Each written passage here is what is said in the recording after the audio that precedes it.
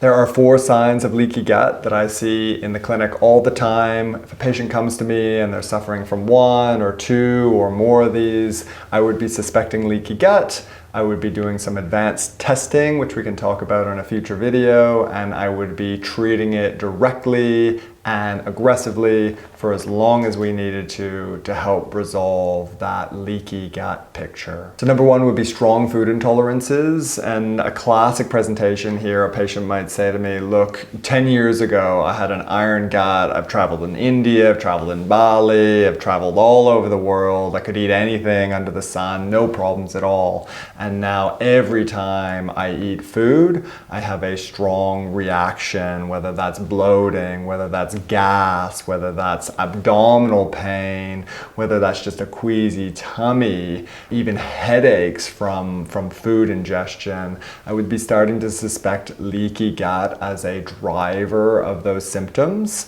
And the other really big kind of side effect of leaky gut and food kind of triggering that immune reaction would be fatigue after meals. So if all you want to do is curl up and sleep after a proper meal, I would be starting to think, look, let's rule leaky gut in or let's rule it out. Let's see if that is a root cause driver of your symptoms. The second really big one is skin issues. This is classic for leaky gut, whether it's eczema, whether it's dermatitis, whether it's rosacea. I mean, rosacea, a patient comes to me and they have rosacea, I'm ruling in leaky gut or I'm ruling it out, right? We're gonna be doing some testing to confirm because it is so strongly related to intestinal permeability to leaky gut. It's not even funny.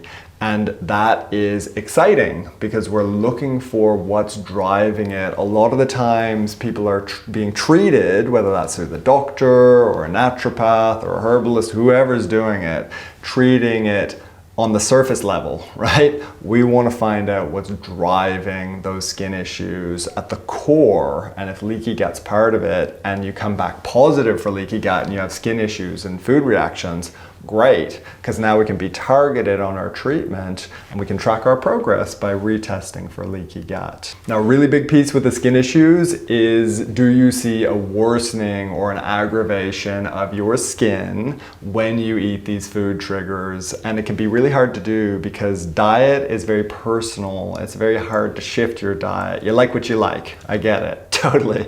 But cutting out certain classes of foods for a month, 6 weeks, 2 months, and seeing how much your skin improves is really, really important. And again, if we have leaky gut and we are eating food that we are reacting to, we're mounting an immune response to, we need to calm down that immune system by pulling out those food reactions just while we heal up the root cause, which would be leaky gut. Now, the skin issues and the food reactions can go hand in hand and they tend to be driving one another. But again, that root cause could strongly be leaky gut. And if we're looking more globally, we're looking at expressions of inflammation in the body. Why is the body so inflamed?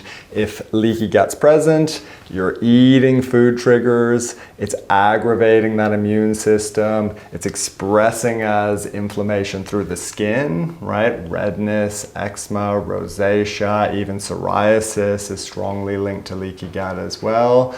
Then we're going to need to calm everything down, calm the symptoms down, and then work on that leaky gut picture. Now, the third big symptom here that makes me suspect leaky gut would be brain fog. And this can be pretty hard to pin down, it can be hard to define, but it's just not thinking anywhere near as clearly as you do normally, right? And so you might have a history of, really being on the ball, like a high functioning job, or whatever it is, just clicking. And now you're just like, look, I cannot finish my sentence, I can't remember words, I can't, my short-term memory is completely shot. I've gone into the kitchen to kind of get something and I get halfway there and I can't remember what it was.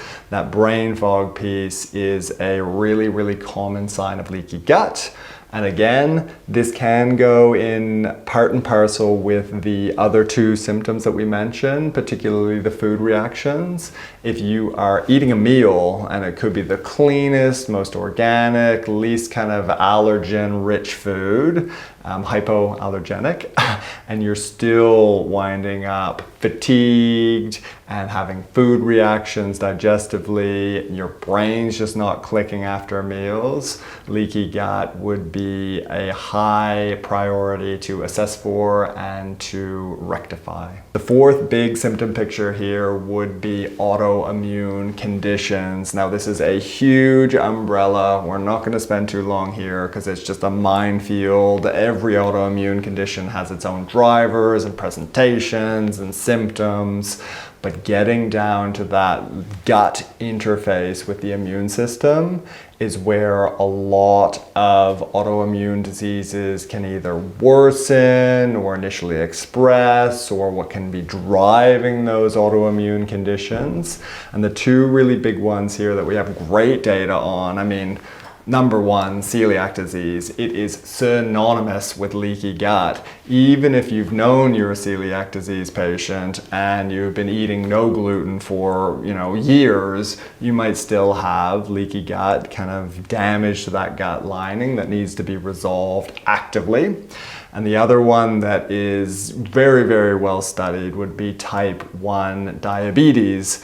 But most autoimmune conditions that you look into, they have some connection between that leaky gut picture, whether that's kind of sustaining the condition, whether that's worsening the condition. It is a huge place where you can spend time and energy on resolving and get some ongoing successful improvements in your symptom picture. So the common symptoms of leaky gut is just half the battle, right? We need to know we have leaky gut, and these are the common symptoms that would make me suspect leaky gut. But the most important piece is what is driving leaky gut. So we've got another video, top 7 causes of leaky gut. You can check that out here.